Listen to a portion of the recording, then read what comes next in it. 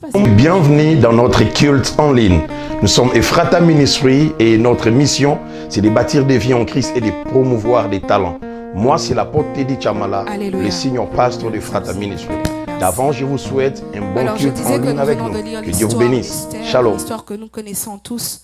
Et ce soir, le Seigneur vient encore attirer notre attention sur cette histoire afin que nous puissions encore comprendre des choses, afin de nous interpeller, pour que nous puissions nous lever en prière, pour que tu puisses te lever en prière pour ta vie, que tu puisses te lever en prière pour ta famille. Amen.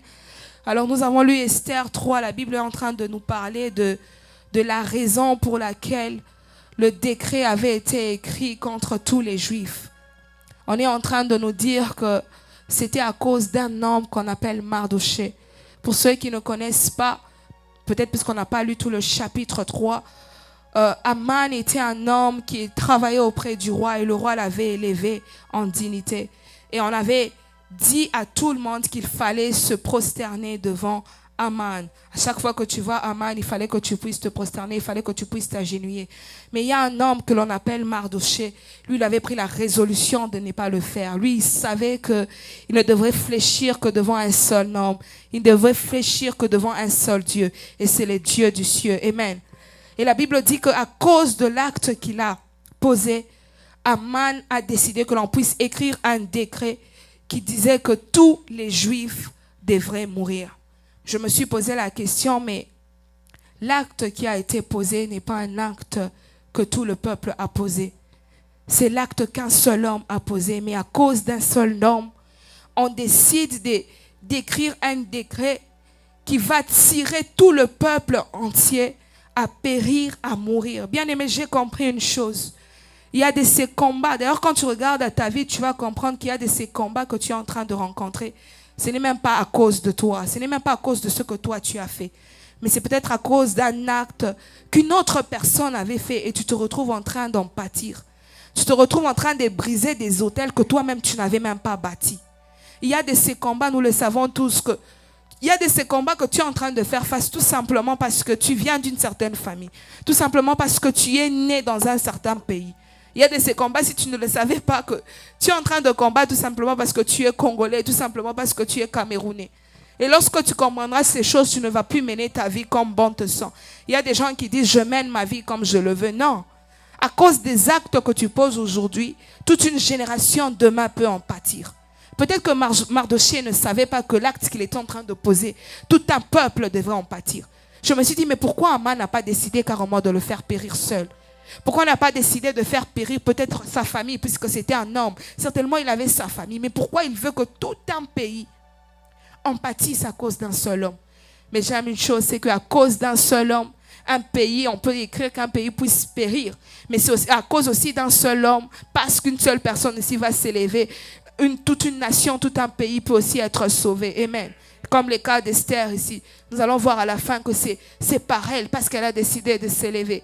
Alors on continue l'histoire dans le chapitre 4. La Bible est en train de nous dire qu'alors que la nouvelle a été annoncée à tous les Juifs, la Bible dit qu'ils se sont mis à pleurer, ils se sont mis à jeûner, ils se sont mis à se lamenter. J'ai essayé de comparer avec plusieurs autres versions, si je pouvais voir là où c'est écrit noir sur blanc, qu'ils ont prié aussi. Mais je n'ai pas trouvé malheureusement. J'ai compris une chose. Lorsqu'on t'annonce quelque chose, lorsque tu traverses des difficultés, prier, jeûner, c'est bien. Mais au jeûne, qu'est-ce que tu ajoutes? Voilà pourquoi Jésus pouvait encore dire que ce type de démons ne partent que le jeûne et la prière. Quelqu'un encore pouvait dire qu'une personne qui jeûne sans prier a ça la régime. Une personne qui jeûne sans prier est tout simplement en train de faire un régime. Et on dit qu'ils se sont lamentés, ils ont commencé à pleurer.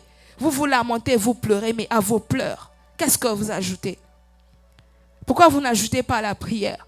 D'autres versions même disent qu'ils ont commencé à faire monter des chants de deuil. Et j'ai compris qu'une lamentation sans prière, des plaintes sans prière, n'est rien d'autre qu'un deuil. Quand tu décides de dormir à terre, tu dis, cette nuit, je veux dormir par terre. Mais quand tu fais ça et que tu n'ajoutes pas la prière, mais tu ne le sais pas. Tu es en train de faire un deuil, mais tu ne le sais pas. Voilà pourquoi le Seigneur est en train de nous parler ce soir, pour toi qui n'avais pas encore compris lorsque j'ai commencé à parler de l'importance de la prière. à tout ce que tu fais, est-ce que tu associes la prière? On t'annonce que quelque chose ne va pas. On t'annonce qu'il y a quelque chose de mauvais qui est sur le point d'arriver. Mais qu'est-ce que tu fais? Est-ce que tu associes la prière à cela? On leur a annoncé que vous allez mourir. Ils ont jeûné, c'est bien, ils ont bien agi. Mais où est la prière? Ils ont pleuré, ils se sont lamentés. Ok, mais où est la prière? Mais regardez encore. Lorsque le peuple est en train de faire tout ce qu'ils sont en train de faire, les serviteurs de Esther vont lui annoncer, vont lui dire que Esther, voici ce que ton peuple est en train de faire. Et vous allez lire avec moi que la Bible est en train de dire que Esther a été effrayée. Je me suis encore posé la question, mais Esther, tu vis dans le palais royal. C'est dans le palais royal que les décisions ont été prises. Tu vis parmi les personnes haut placées du pays.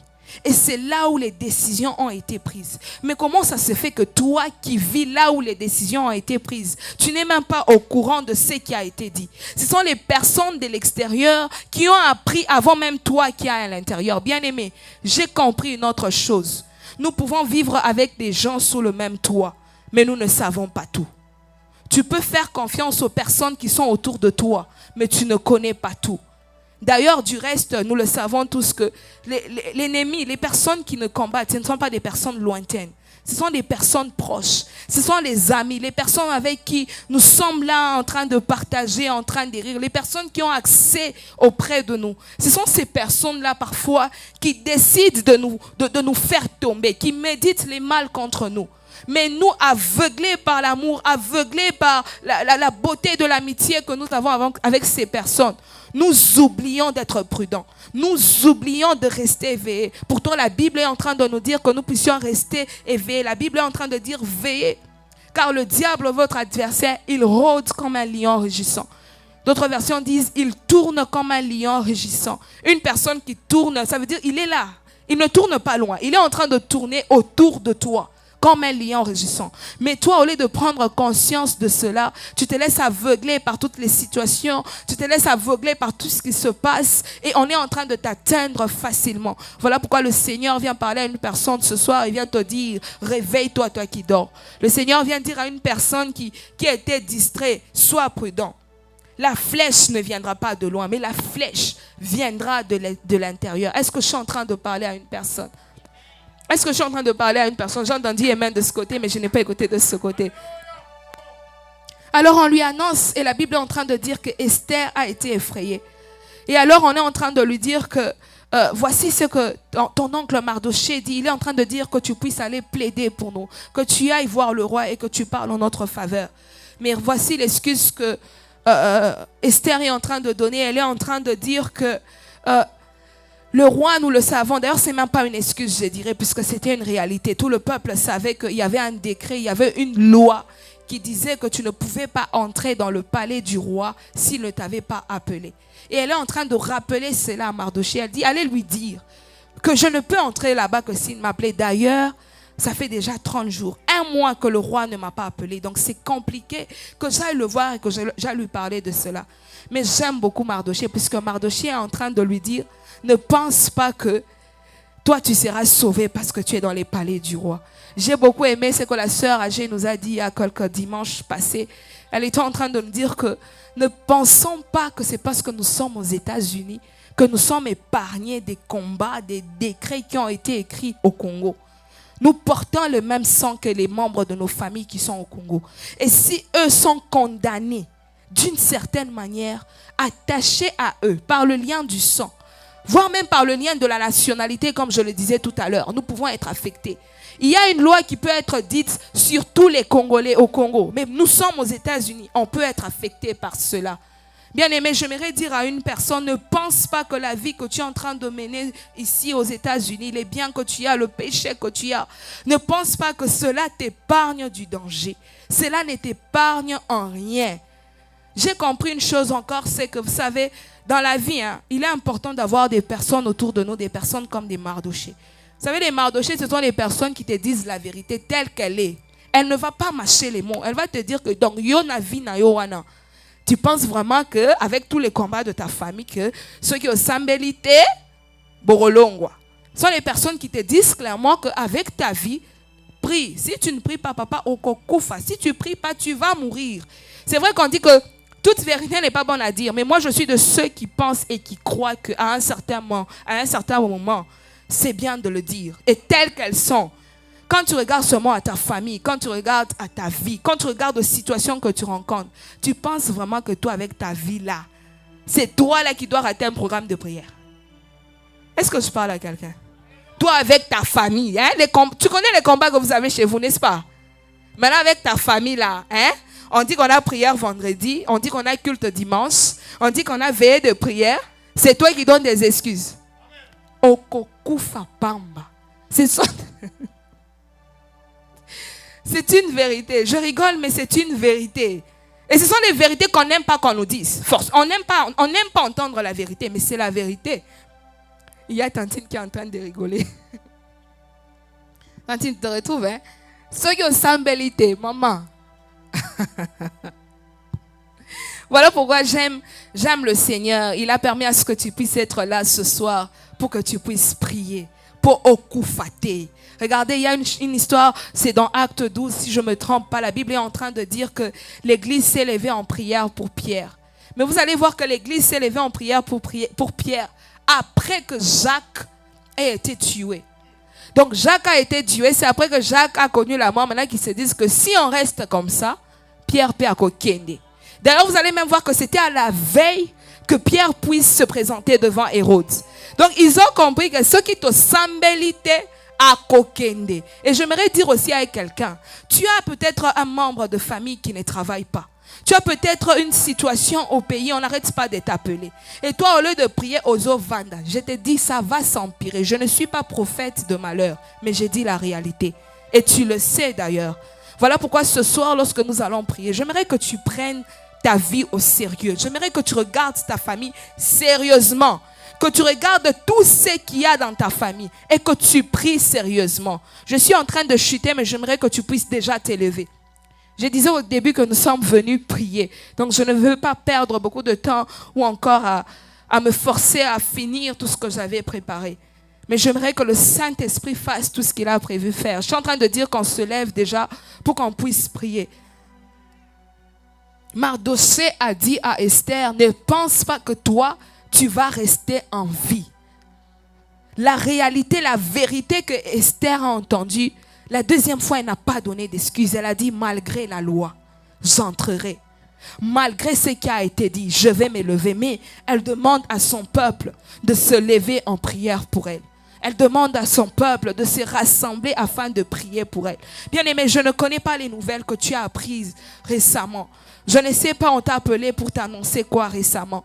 Mais ce soir, j'aimerais que tu puisses prendre ce message et que tu prennes la décision, comme Esther, de dire que malgré tout ce qu'ils ont dit, malgré tout ce qu'ils ont écrit, je décide de me lever et je me lève en prière pour que les choses changent.